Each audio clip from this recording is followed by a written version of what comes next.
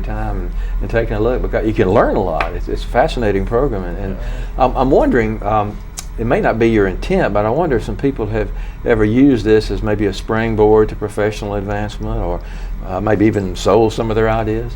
Well, I think that some people propose a talk with that in mind. And we laugh in the committee because the first thing we say, is this a sermon, a testimonial, or a sales pitch? Right. If it's one of those, then we put them aside and we don't consider them. And we're very careful. Like, we will have rehearsals and the speakers come and give their talk now to our committee. So if there's any commercial overtone or anything like that, then we ask them to change it and take that out. Mm-hmm. But they can post a link on their own website. They can tell people about it. So they can use the talk for their own benefit, but not in a commercial way with us. Okay. Yeah. Is it all extemporaneous? Now, I didn't see anybody in any of the videos that I looked at using notes. Well, we don't allow notes or podiums or computers or anything like that, but I would say it's far from extemporaneous. We do, as Justin said, have a volunteer speaker coach who does this for a living, and he works with each one, and these are memorized talks.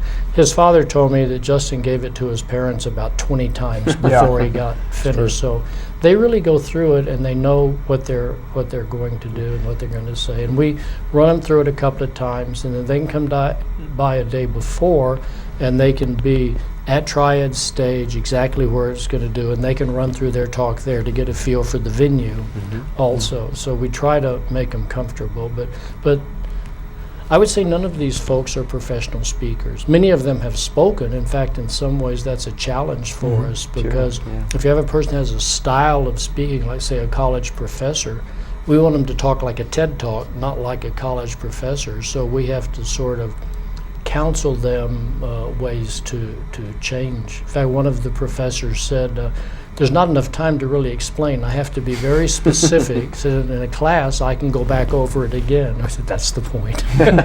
You're like a professor I had one time. One of the students asked him, said, tell us about the final exam. He said, well, I've been talking about it all semester. That's right. That's all he would exactly say. Right, yeah. Okay, now I know we're getting close to this year's event, but I'm sure there'll be others. Suppose someone watching said, hey, that's for me. What do they need to do to become a part of TED? If they just go to our website, there's a place there to register an event. If they have an interest in participating in some way, and we probably have more people that want to be involved than we have things to do, but we'd love to hear from them, and we try to build that up. We always need people that have publicity skills, or we could use, a really skilled photographer, because we only have one photographer for the whole event that makes the official thing. Graphic designers, people that have specific kinds of talents. We always can use a couple of people to help us get sponsors. Yeah. Now, are all the TED people volunteers? Do you have any paid staff? We pay nobody.